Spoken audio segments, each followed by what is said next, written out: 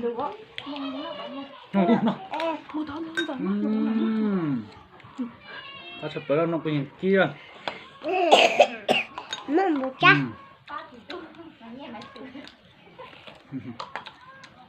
Nè. Mà đâm bên này. À, mọi chuyện nó mọi bên nó. Mua tới từ trái cái Nó bây giờ. Bị sắp rồi. Sơn chắc là con nhỏ. Một tao phật không nên nào ta. Ngon ngon ngon ngon. Ăn được đấy. Nó có cao.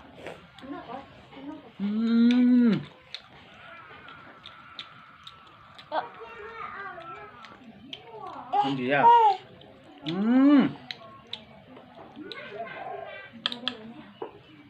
Đấy cũng đi khỏi đây hả? Như thế nào? Tối mày mất cái hầu gì mà? Nhận của mày đó. Ăn cho mặn đó. Nó có cây mè mè nữa. Nó. Ủa.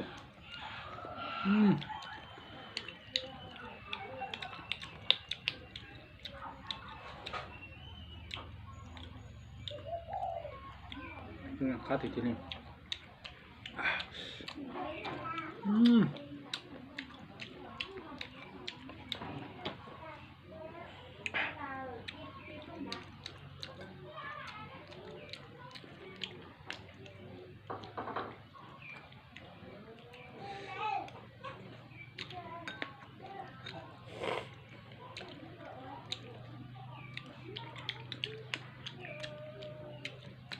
Wow. Ngon rồi.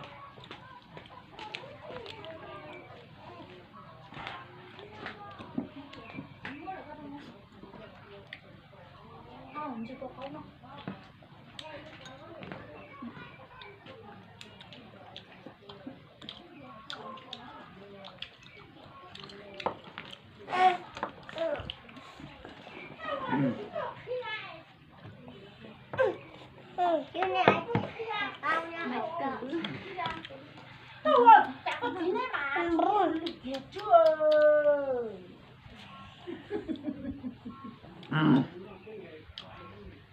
Cá chuột nhá. Em đang chịu từ là. Vậy hả? Em vui.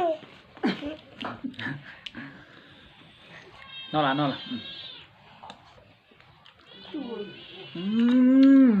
Cá chuột nhá. Cho từng ngồi à. Em vui.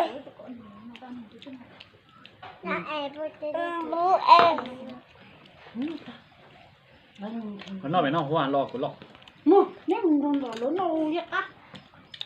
Em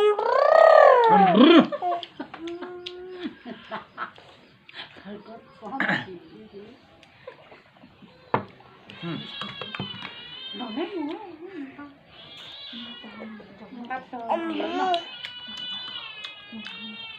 Nó có nền. Thì nó nè.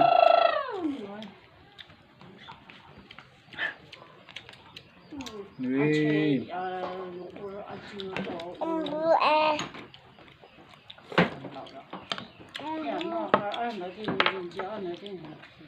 Không dùng không phải cái đâu, con chưa ăn đâu. Nó đánh gì thôi đi. Rồi con chưa? Nắn dầu nó cấp. Không bắn nó đó.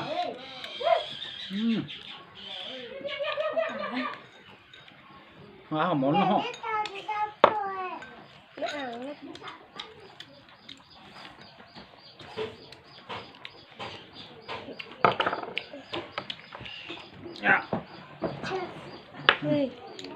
Không lọt ra thế nào.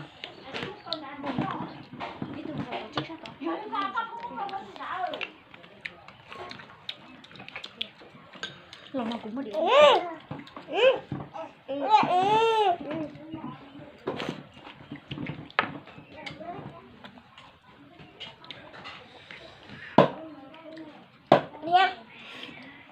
Ta để chiếu cái gì kia. To chỉ thắp tới đây. Ở mình muốn ơi rồi. Wow, tụi quay rộng thế nào bây giờ? Wow, cắt từ. No, của anh no là.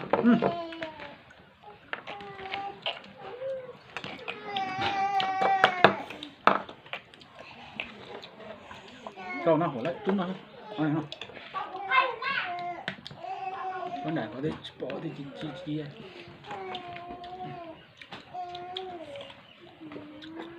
Ngon rồi, ngon rồi, cái này không?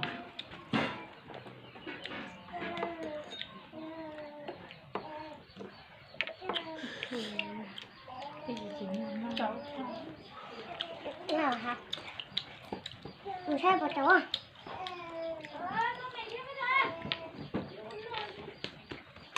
Đi chị cháu ấy. Đây là. Đi chị cháu. Nó là hả? Mẹ. Lâu rồi chị.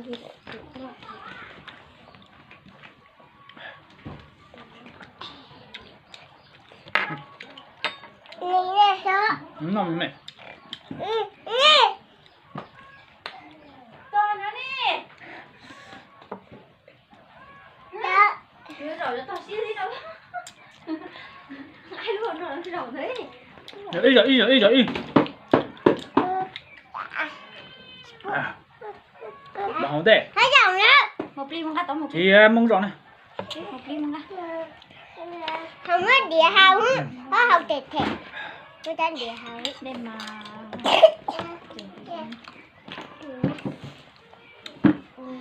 Nằm mất anh à. Em tôi lên Mới đồ nào. Tôi sẽ mất gì rồi, tôi sẽ. Cho em. Cô này sẽ tên á. Tôi cho đó. Em đi. Nó hao số đi hao nó ý. Đây luôn. Cái gì mà. Lái mà còn cái tủ. Mà là xịt. Nằm mất.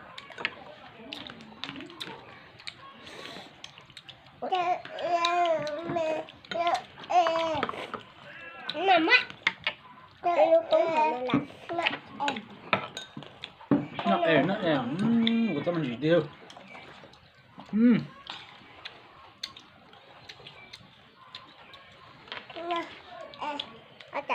Ở đây nọ, ở đây.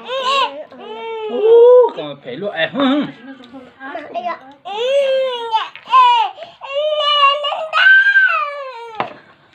Ô lò chế luôn.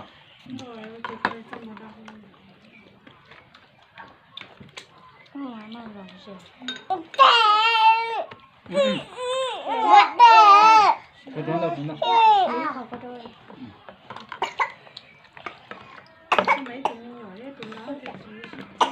Thứ hai mình sẽ tụng nó. Nè chỉ cần ở trong rồi.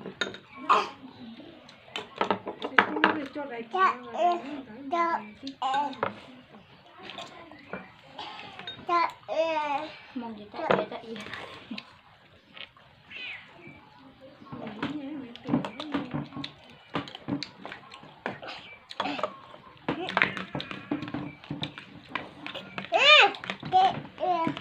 Cá thì tiêu. Chào mới cho để trong mông đâu. Chà.